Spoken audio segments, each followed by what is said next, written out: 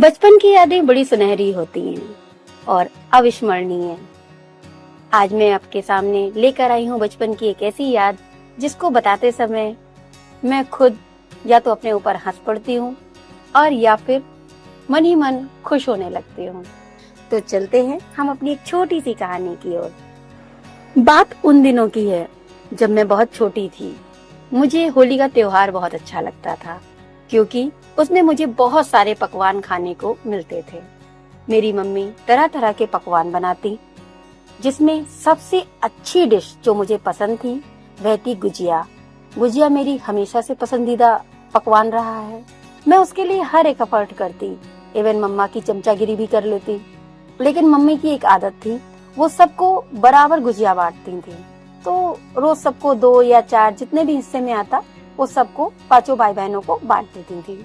एक दिन क्या हुआ, गुजिया खत्म होने वाली थी तो मम्मी ने सबको 2-2 गुजिया दी और मैं उन गुजियों से संतुष्ट नहीं थी क्योंकि मुझे तो ज्यादा गुजिया चाहिए थी। मैं बहुत दुखी हो गई और सीढ़ियों के किनारे बैठकर सोचने लगी।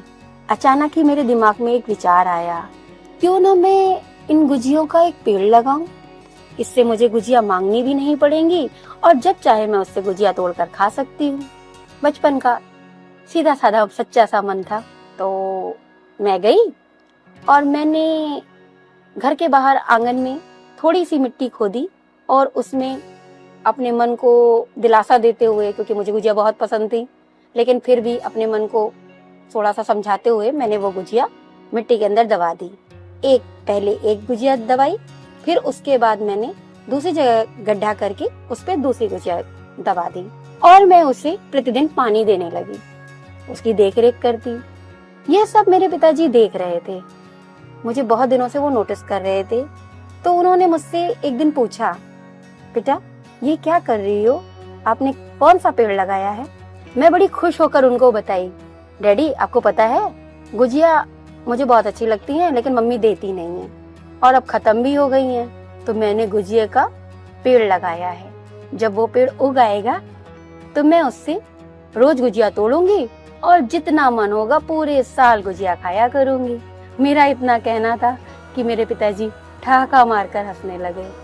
मुझे समझ में नहीं आया क्या हुआ, डैडी क्यों हंस रहे हैं। मैंने उनसे पूछा, आप मेरा मजाक उड़ा रहे हैं ना? जिस दिन मेरा ये पेड़ बड़ा हो गया उस दिन मैं आपको बताऊंगी। डैडी ने मुझे अपने पास बिठाया और समझाया, बेटा प्राकृतिक चीजें ही उगाई जा सकती हैं। जो चीजें हम बनाते हैं, जो मानव बनाता है, उसका पेड़ कभी नहीं उगता। मैं निराश हो गई, मगर मुझे अपने जीवन का एक नया लेसन प्राप्त हुआ। तो कैसी लगी आपको ये कहानी? अगर आपको ये कहानी अच्छी लगी हो तो इसे लाइक करें। धन्यवाद।